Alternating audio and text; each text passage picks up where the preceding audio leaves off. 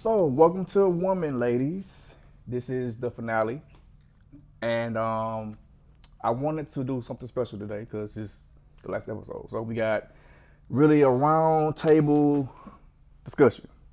So I really want y'all to kind of really talk amongst yourselves over the topic. But first, we got two newcomers to the show. We got LC and Miss Carletta. So I want y'all to kind of give me a brief like overview of your upbringing. How do you feel like that helped you be a woman? You know. So we'll start with LC. Okay, well, my name is Lauren Marie Lane, but my friends call me LC. I grew up here in Mobile, Alabama. Was raised by this lovely lady in a very close knit family, very educated family. So it was always conversations like these were always introduced to me, and I grew up dancing since two. So always had that in my life, and I'm still doing that now at the University of Alabama, as well as majoring in accounting. Okay, roll tide. Roll Tide. All right, Miss Carletta. So my name is Carlotta Davis. I was born and raised right here in the great city of Pritchard, Alabama. I grew up in the Whistler community. I was raised by my mother and my grandmother, who both worked in the school district, in Mobile County School District. And we had a very strong upbringing in the church. So the church was an integral part of my community, or my village. And so we had a wonderful upbringing, a wonderful time. I graduated from CF Viger High School, which I'm very proud of, here in the city of Pritchard. And so the way that that has really shaped me is just really my perspective on community and my responsibility now as, I guess, the elder. I like to call myself a yelder, not yet an elder, a young elder. Um, as far as trying to bring up the next generation. So, yeah, that's pretty much it. Okay, cool. So the one thing I noticed while I was doing woman is that each woman I interviewed had the same thing to say, and that was women don't come together more. That women are kind of divided amongst themselves. So I want to get y'all opinion on how we fix that, or why it started. So I want y'all to one by one kind of give your opinions on why y'all feel like women don't come together more and how we fix it. So we can start with Miss Mayor candidate right there, Miss Oh, Carletta. wow. All right. Well, I really think there is a lot of different issues that has caused the divide in our community, period, let alone among women. I think societal pressures to have to work, and work outside of our communities a lot of times cause us to kind of get into our own world, and we tend to close in and not reach out as much as I saw growing up. I know the lady down the street knew me. I know the people, my auntie lived across the street, the folks at the church, the ladies at the church knew me. So, I just think that my mom was able to create a village and a friendship, with these women that we kind of miss out on because of how fast we're moving in society right now. And so I think that's one of the issues, and I think that social media has kind of withdrew a lot of us to into to not really build real relationships. They're all kind of superficial. So, I mean, that's kind of my take on it. Yeah. Okay. Who want to go next? Well, I'll chime in. I was a former history teacher, so I'm all about history. And when we have an issue at hand, I like to always ask the why.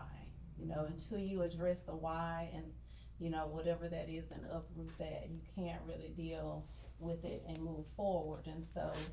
One thing I've been looking at lately is the Willie Lynch letter.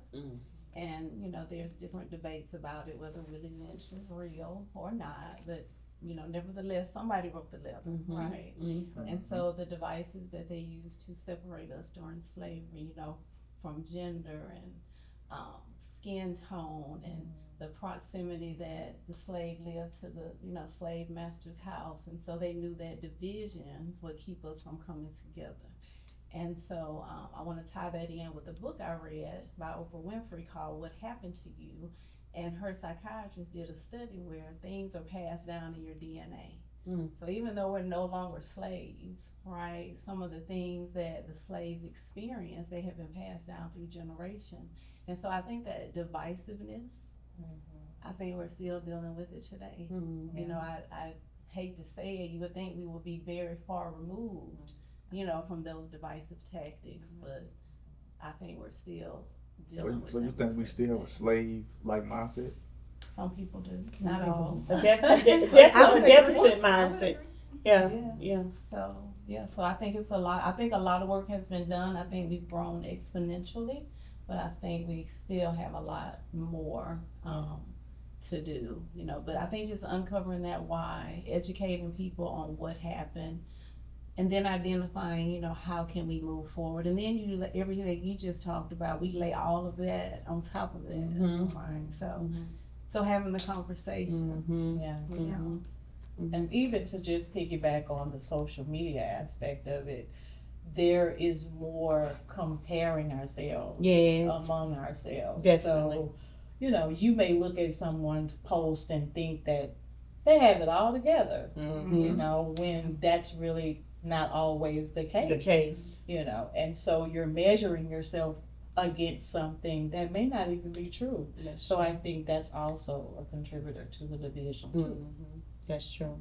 I think that everything you ladies said was very much on point with my thought process as well, because from the conversations or the relationships being superficial, from the history mattering, from the comparison, because it plays into how we feel and how we communicate with the people that are in our lives. Whether it's hurt that we've experienced, you govern your conversations by that, how you hear things, how you communicate with people, whether it's the expectations that you have for other people and things like that.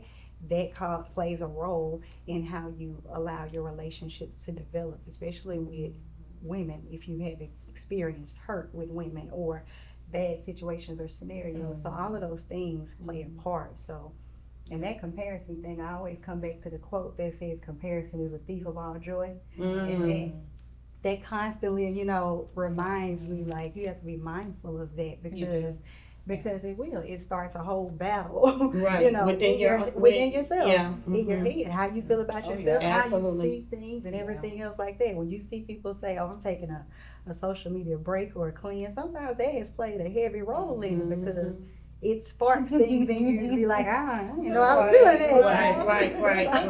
Right. So it definitely all matters. It all matters. So you all like to say. And I wanted to ask the question, not just of myself, but like I know that I have dealt with jealousy. I've dealt with assumptions, and I'm just gonna be practical and real with it, but just because you look a certain way and you're single, there are women who ostracize you because they think you want their husband, So my question was just going to be, is this just a narrative that was created to continue to divide us, or have you dealt with it personally, and how have you dealt with it personally? Do you think it was just a narrative that was created, to continue to divide us, or have you personally dealt with it? I think that's very interesting. In our society, we are dealing with mass incarceration, and we know that most of our brothers experience that at some point in time, right? In our community. And so, I often think about my daughters coming up, right? And like the pool of men that they will have to choose from. And like, are they going to have to feel some type of way about their sisters in that competition to get a husband, right? And so it's like, again, that societal pressure that's there, that's creating the divide, because just the lack of selection, you know, and then you have these single women, right? And it's like, okay, well, now I've found my man, okay, and now you single still. Now I'm looking at you side eyed to make sure that you're not trying to commandeer my situation. Okay, so you know, it's all that type of, you know, things that play into, I think, us again being able to let down the walls and really build true relationships with our sisters. And it's hurting our community. It really is. That made me have a question. I'm just at the barbecue. I'm just at the barbecue. Sing the worship song, you know. I'm talking about at the church. I just came here to sing the worship song. I am glorifying the Lord, not trying to get your husband. Right. But Oh, it's I think bad. But if we something feel said that way- that go ahead. trust issue is big and being hurt before. Yes. So you talked about, you know, the walls. So when you have mistrust, it's hard to let down those walls. I've come across so many women because I'm always trying to connect with women. And you come across them and they have this guard up because they're scared, because they don't trust, you know. And you can come with the best intentions. But if they've been hurt and they're holding on to like that unforgiveness and they're just not sure, Yeah. they really struggle in that. And it's hard to make a real true connection unless you are truly vulnerable in your connection. And So I think healed. Yeah, healing is It's important. got to be healed. So it's something both of you ladies said, it made me think, is there an accountability aspect though? Because when she posed the question about how women would feel when she, you know, if she comes into the room, they're like, are you trying to get my husband or whatever? Is there accountability aspect among women though, about like just treating people how you want to be treated when it comes to relationships and involving in others' relationships? Like, is there an accountability aspect? Like, I wouldn't do that to my sister, or is it everybody's fair game, you know? Right, Because right. if that's the mindset, then there's no accountability. So there can be no sisterhood when a person feels that way. And that's just in the aspect of relationships, and like you were saying, how people may get, you know, uncomfortable or insecure or nervousness or whatever when another woman is around their significant other. Right. There has to be that, because there has to be some type of integral level. for them Integrity, There has yeah, to be integrity sure. there.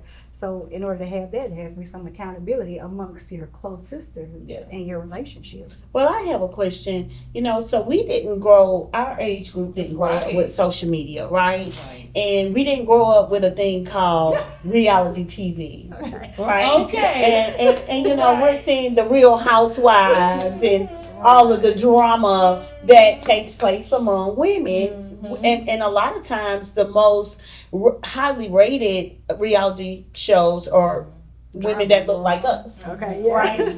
And so I'm just wondering, has that really impacted you and how you feel with building relationships with, you know, people of your generation? Not really, not with reality TV, because I feel like with our generation, reality TV is losing a bit of its popularity, or it's shifting, especially in the sense of like right now, Love Island is so huge. But I think what we fail to realize is that reality TV profits off of insecure people, people who aren't sound with themselves. Because I'm keeping up with Love Island and seeing a lot of these women preach girlhood, but then they're not secure themselves. So once one of your girls is playing the game, you're not securing yourself and realizing like you're put into a situation with other people of high stakes and all the tensions, and you're supposed to play this game while also trying to make the connection. So I feel like if I was on Love Island, I would be a very boring person. Right. Does your But see, that's generation, one of our does any of these solutions. issues like resonate with your generation? Issues like names of them. Let's talk Right. about jealousy and competition. I would say I feel like me and my friends are an outlier because we've never had jealousy, we've never fought over men. And I think that's also because there's a group, a mindset and an ideology of decentralizing men in our lives. And that's like talking about the history, coming off the cups of the feminist movement, especially the Me Too movement of 2020, when a lot of women are coming out about sexual harassment and stuff like that, and saying that yes, it's not all men, but there's a very high demographic of men that affect us in not positive ways. But Well, can I just say this? I am definitely one of those 51-year-olds that's decentralizing men. I So- know.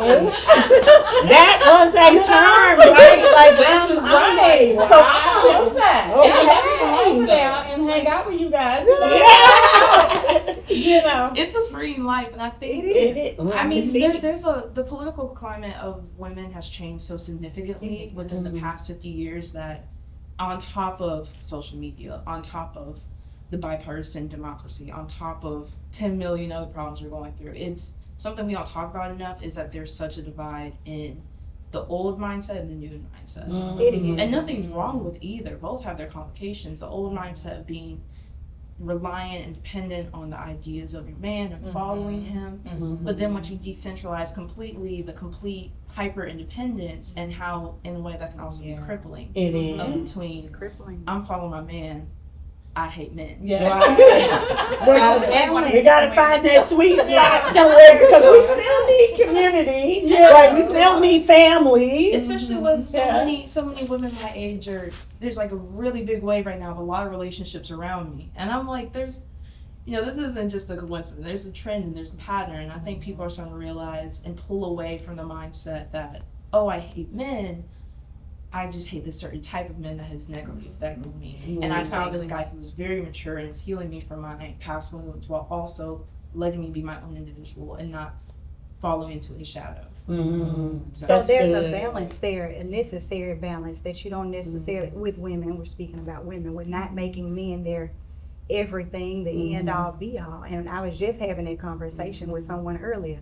It's so important because you see how many lives are impacted by that situation itself. So I completely agree with that. And also about it being an individual thing. Individual healing is important, and what you're doing for yourself to not be insecure, how you're building yourself up, knowing who you are, what you can do, what you bring. All of those things factor into how you view your relationships with men or with friendships, family, whatever the case may be. All of those things factor in if you're doing the inner work for yourself. You have to work on you in order to show up as a better you and to be in these spaces and be in relationships with people that are healthy and growing. You have to do the work on So yourself. there's no 50-50 in a relationship. It's 100-100. Yeah, you got to bring in 100% and then somebody else, whether it be a man or a woman, right? Right. You gotta be your whole self. Yeah. No one else can bring the happiness to your life. You Yeah. have to bring the happiness to the relationship. Yeah. You gotta be willing to do the You work. gotta be willing to do the work. Yes. The wedding before the wedding. Yes, the wedding before the wedding. Yeah. Then there's that. Right. You make to you before you make it to somebody anybody else. else. That's right. you know? Exactly. And you work on you, so I'm not like totally decentralizing, Right.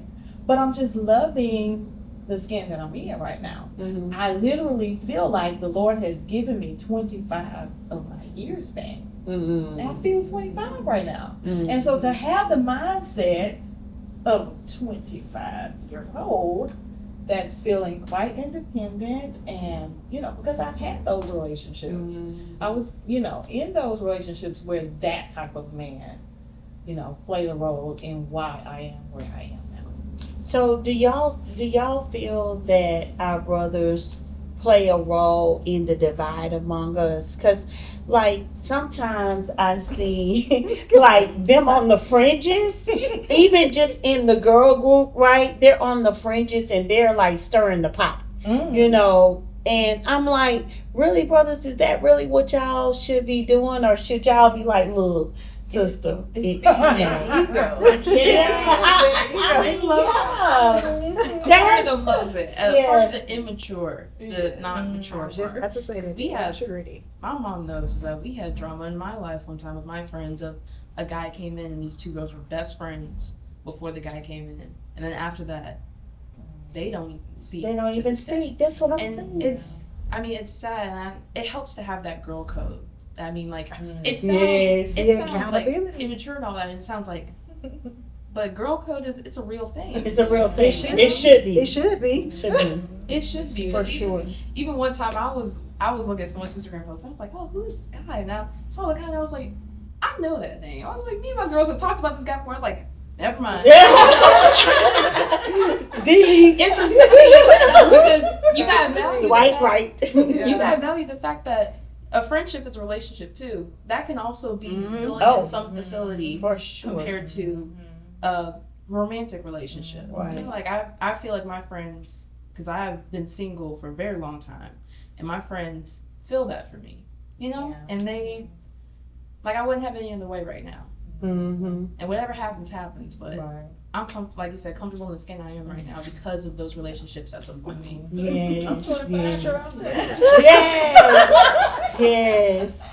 Yes. So I'm a history buff too, right? I feel like I'm the interviewer, right? I'm just inquisitive, like, and I like to pull things out of people's mind because. But anyway, I'm a history buff too, right? And so we're talking about history, and I think about the struggle that those women had during slavery, right? Even though they created that system to try to divide, they had to really depend on one another, right? So I think what history is shown us is that it can be done even in the most turbulent of times. Yeah. We can't actually depend on one another. So how do we get back to that interdependence, right? That's the question.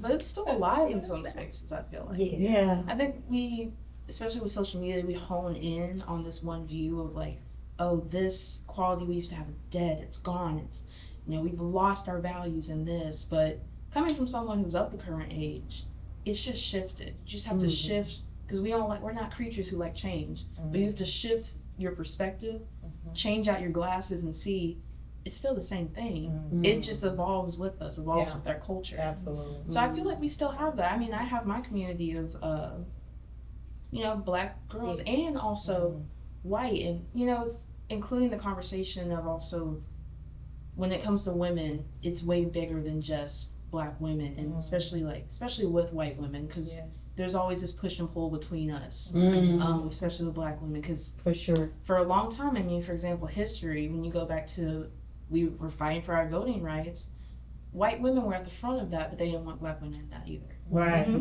And that continued on for a while when it comes to women's rights. So realizing you can't alienate one group. You can't, because we're all feeding into this problem. We're all feeding into the future Yes. of this. Absolutely. Mm-hmm. So I mean, yeah, integration, we were talking about that earlier. Integration can be detrimental, but the perspectives that you pull in and the people you get to know still have value. Because some of my best friends happen to be white.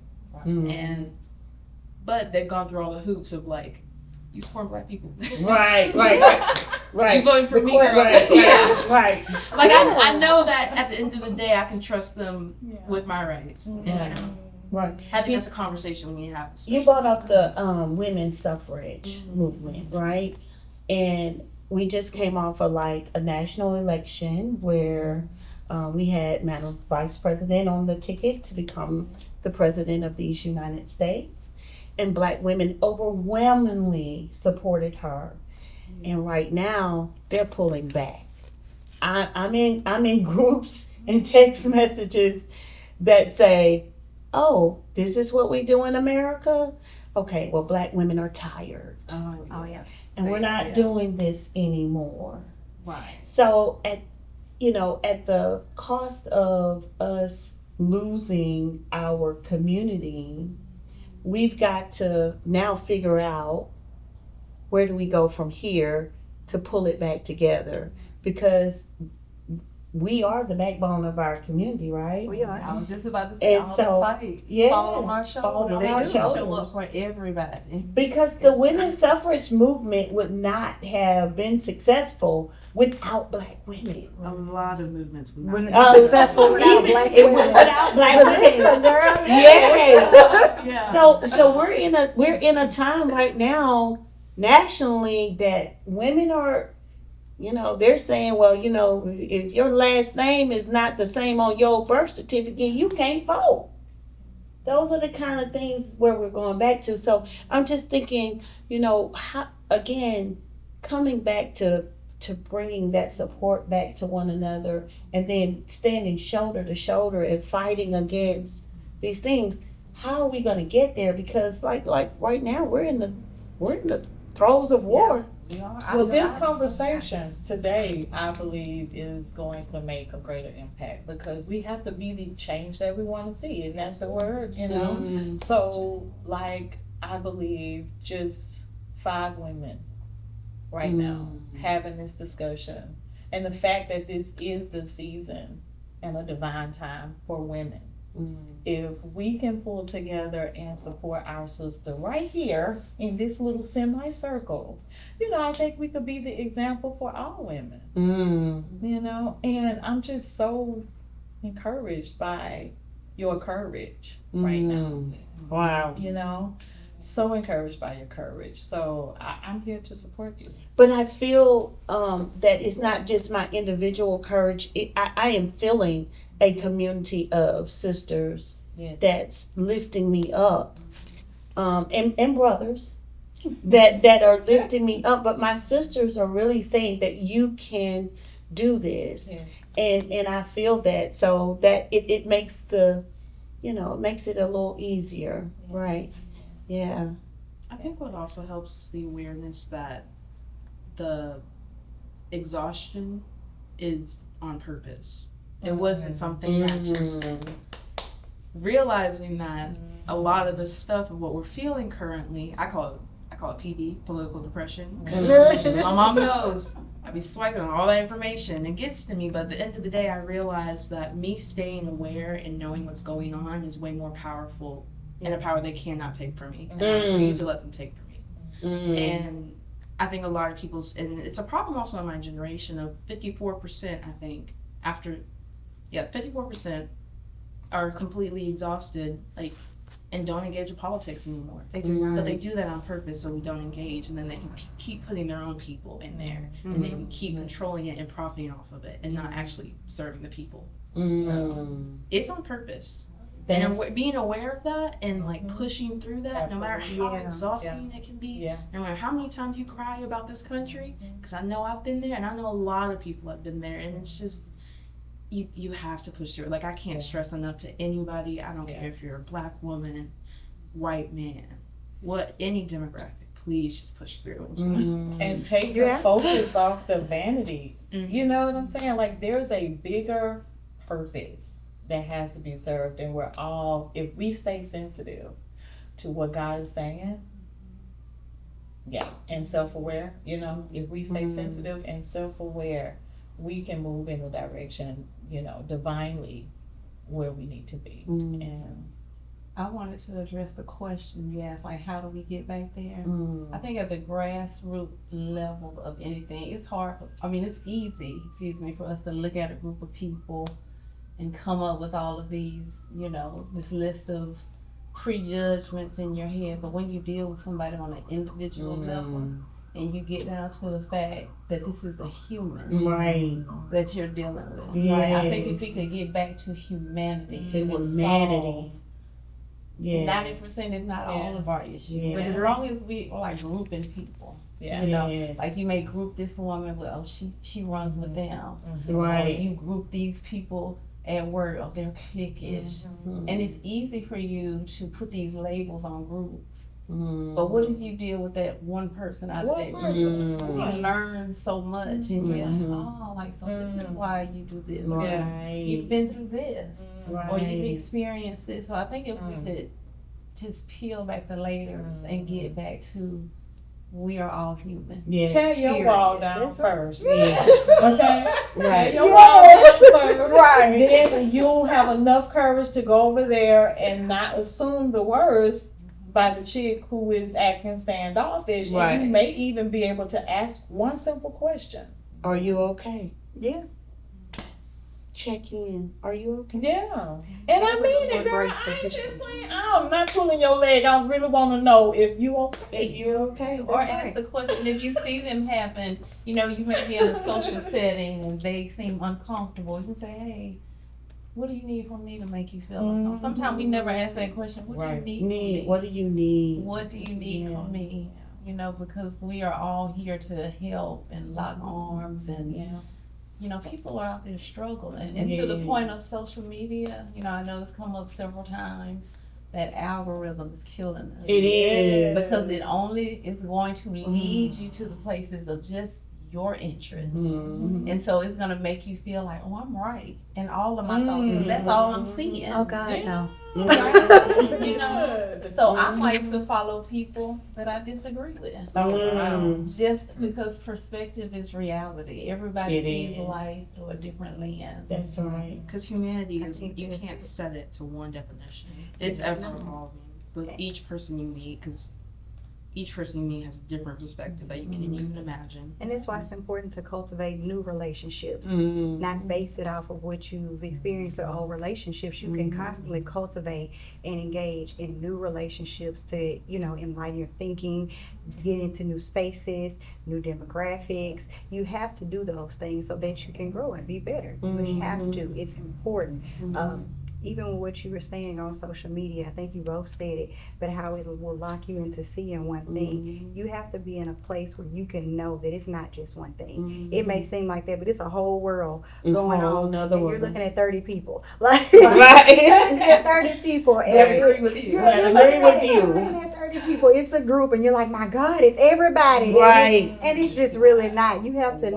Wow. You have to know that you can have good relationships. You can have sisterhoods. You can find people that you feel like are, okay, this is my tribe. Okay, I get it. They get it. Whatever. You have to be willing to try and go beyond your comfort level if you're going to meet new people. And then when you do, you lock in. You can't run away. You don't shut those conversations down. I was having a conversation like how we end and just move on and just stop talking to people and just quit. You don't have the grace to deal with people and to endure.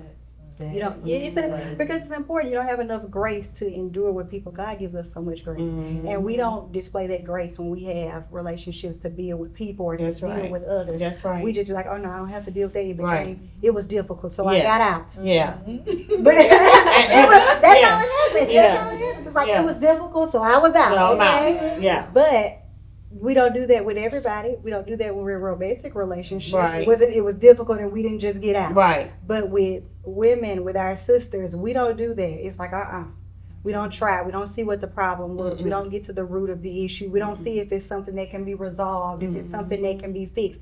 And we should. And we because should. we're throwing people away and not allowing the time to see if it's something that can be better, if it's something that can blossom, if there was an issue, can I help you? Can I love you? Being a little less, being selfless, okay? Right. Again, to love on people and love people in a way that you would want to be loved or treated. You know, you could do that. And I'm not saying you have to stay in and getting dragged off.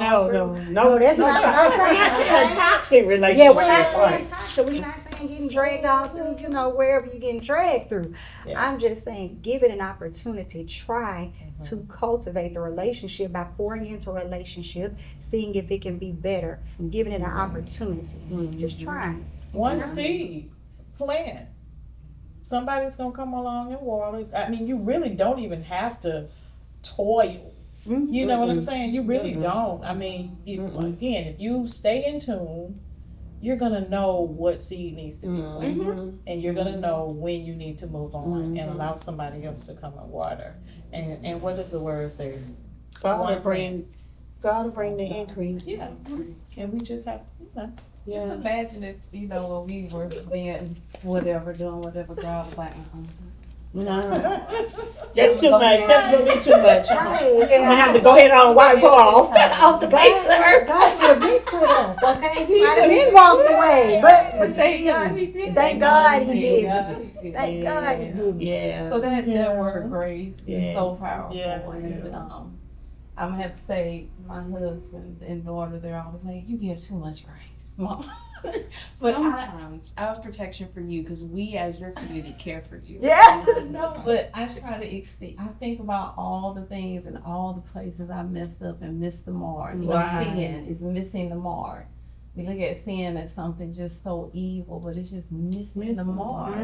And I think about how many times I've missed the mark, and God is still constant. Yes. And so I try my best to offer that to Yes. the people. Yeah. Sometimes it can be exhausting, you know, because Yes. God has like these supernatural powers, and we're just mere humans. But That's right. I just try to empathize and give the grace and the forgiveness. And forgiveness doesn't always mean you have to continue, Yeah. right? But I'm just so glad you brought that up, Crystal. But you know what we I don't think? extend We grace to don't. people anymore. Not enough. We don't. And you know what I think is very powerful in this conversation is a mother and a daughter. So she has the opportunity to look at you and how you forge relationships and how you cultivate relationships and how that's important to you, right? And I think that a lot of times there are young ladies watching their mothers be toxic in relationships. And so they mimic that behavior as well. And so I think as women, we just got to be mindful, especially if we have daughters, as to how we're setting that example before them and how we deal with our relationships so that they don't go through life having broken relationships. You know what I mean? Yeah, because you gotta realize, I think part of maturing and realizing, oh, I don't like this certain person, but when you see the family, like you see the mom or whoever, and it's like, that's why you are the way you are. So Yeah. I can't be mad at you, and then you can't be mad at the mom because her grandmother was. Right. Oh my It- gosh. it's- It's a light bulb. It's like, I get it. I get it. I get it. I see But I that. swear- Where grace comes in. Yeah, but then you just have to give the grace and offer out of kindness, not out of trying to be nice, the idea of breaking out of that. Because people, I feel like talking about accountability and just having those conversations, because I feel like something that I don't like about this generation, they're not talking enough. Just in general, because even with my friends, I'll be like, I saw this, and they'll be like, no, I didn't. I saw Love Island. Yeah. And sometimes that's why you have to have new relationships Right. because you need to be able to have multiple conversations. Some people are for these conversations, and Right. some people are for. Got to make sure we have those groups, okay? Separate it out because it just happens like that. You have to allow people sometimes to be who they are, giving them grace to go, but grace to grow, but still letting them be where they are without a demand of rushing them to be what you want, where you want, because maybe they're just not there yet. Maybe you just need to go get a new person. That's or on a new that friend level, That's right. that's on the level that you're on or that you're trying to be on, which makes me think again about expectations. What kind of expectations are we placing on people? Are we trying to get something out of someone that they don't have in them to give? They don't have it in them to give that, and you're just pulling and you're pulling and you're getting upset. You're hurt. You're And getting you hurt. break the You relationship. get, and you're trying to get something out of Yeah. them that's just simply not there. You can't get what they can't give you. Yeah, you can. And so we have to be What mindful. do they say? You can't get blood. Okay. I mean, Hey, don't All say right. it. So listen, I've been sitting here just listening to y'all, and I've been thoroughly enjoying what y'all been saying because I knew when I hit record, y'all was gonna go in. I knew it. So I want to ask y'all in closing. I want y'all to give a future. Like, what do y'all hope to see women go in the future? Like, if it's one little word or one phrase, what would y'all want to see women go in the future from here? Start with you, Carl. Why are we starting over here? Because you started off woman, so you ending it now. So we go first. So go ahead, go first. I like what you did there. All right. So, what would I like to see for women? Oh my gosh. I would like to see us be more courageous. First within ourselves and courageous with one another. Okay. It's me. Okay. I would like to see women grow spiritually, take care of themselves, be more in tune with how to improve themselves. Just work on themselves individually so that when we show up, we can show up honest to who we are, even who we aspire to be, we're showing up in that moment as who we are because we're doing the work on ourselves so that we can be better individuals. So I would like to see women do that, as well as doing that, you're valuing yourself, you're caring about yourself, and you're showing that by doing the work so you can be better. That's good. I think I would like to see women healed as a community and whole. I would like to see us move from surviving to thriving. Okay. And I would like to see us really genuinely loving on one another again and really taking care of one another again, so that we can move forward together. I would like to see women walk in their power. I Mm. think God gave us so many powers that are just untapped. I read a book one time called The Women of the Bible. And behind every major, miraculous, freeing, empowering event in the Bible, it was a It woman was a woman there. behind the scenes. Mhm. And so I think our power has been stripped, like we talked about earlier, through different interactions with men or abuse or whatever it may be. But if we could just understand our power, the power within ourselves, and then also the power in connecting with other women. That's what I would love to see women walk in their power. It's good. Try to keep the one thing, but Oh God, I didn't. I feel like, well, no, I'm not saying that we go. I can get long-winded. I hope that we can have the community and the conversation that's urged by advocacy and agency to realize these narratives that are pushed onto us, these identity politics, these labels, pulling out of that and getting back to humanity, like we were saying. Yeah. All right. Well, ladies, thank y'all so much. Thank you. You were awesome, and you were awesome, and you were awesome, and you were awesome. Yeah.